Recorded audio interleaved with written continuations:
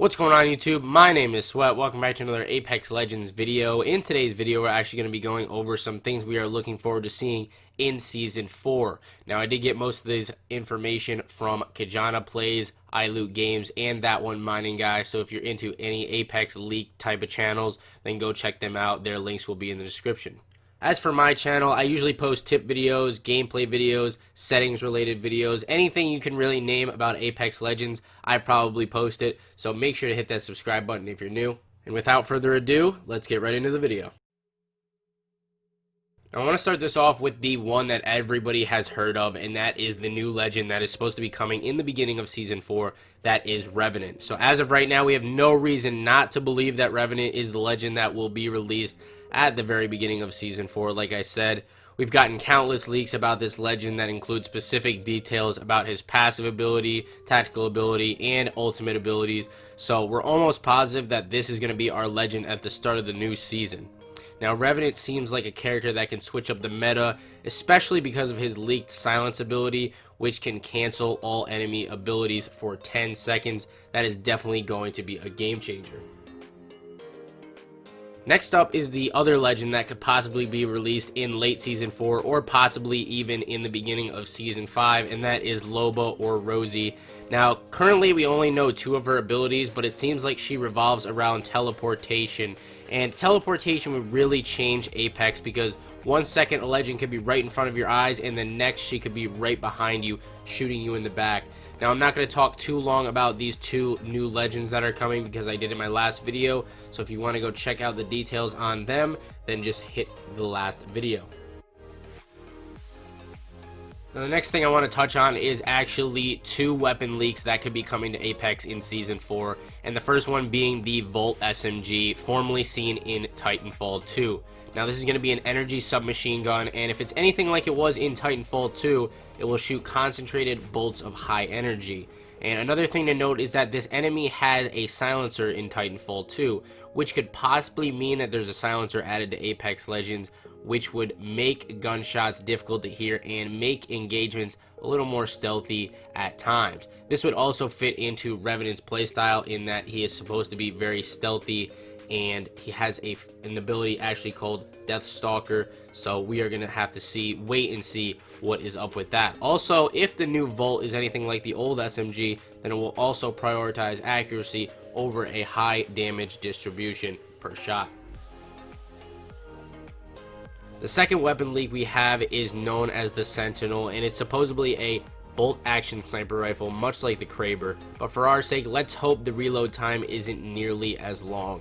And as for the fire rate, let's hope it's quite a bit faster and higher than the Kraber. I would personally like to see a sniper similar to the Barrett from the old Call of Duty games, something like that has a good fire rate, but of course not as much damage as the Kraber, because that would be a little bit ridiculous. Maybe in the range of 70 to 110 per shot. Let me know down in the comments what you guys think the damage should be on this new sniper rifle. Now, this next leak is huge. I think this is the news that I'm really the most excited for right here, and that's going to be that Kings Canyon is said to be making a return in Season 4. This would be absolutely huge for Apex. It would make the game more fast-paced like the first two seasons were, but with the new weapons and new legends involved. Now, not to mention the beloved Skull Town would be coming back that the whole server enjoyed landing at, and hopefully the classic Cascades as well. Let me know down in the comments as well. I'm going to be asking you guys to write a lot down in the comments, but Cascades versus Skull Town, what was your hot drop spot like back in the original Kings Canyon? Not that Season 2 messy stuff where they messed it all up, but in the original season before Season 1 and Season 1. That's going to bring me to our next topic today, and that's going to be a possible map selector.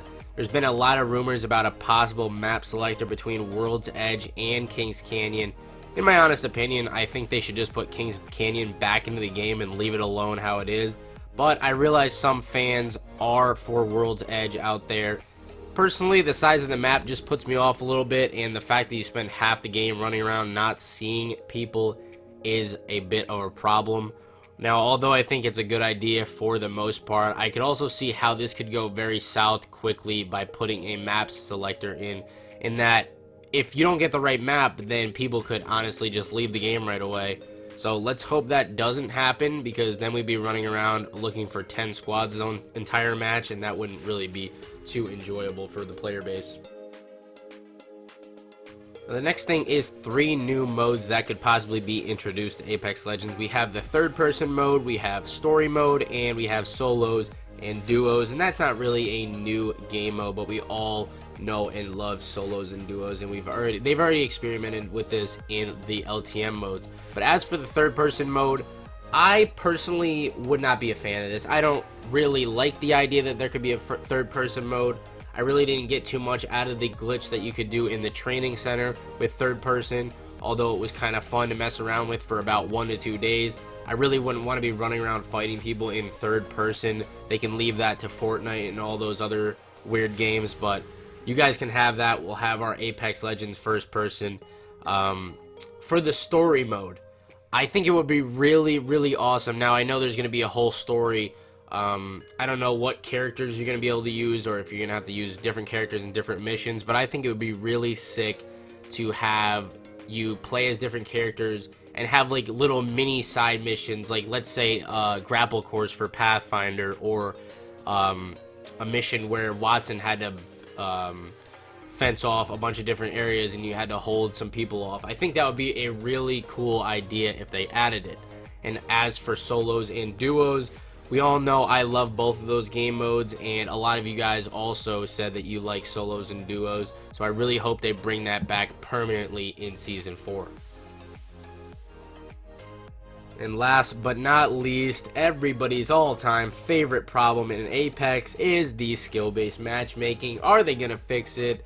Let's hope. In Season 4, I would like to see some adjustments to the skill-based matchmaking. I don't know about everybody else, but it is still a problem. Everybody's still going through the same things, but not as many people are complaining about it, and neither am I, to be honest, because I'm just dealing with it. It's a thing that everybody's having to deal with. It's not just me, so I might as well not complain about it to you guys full time.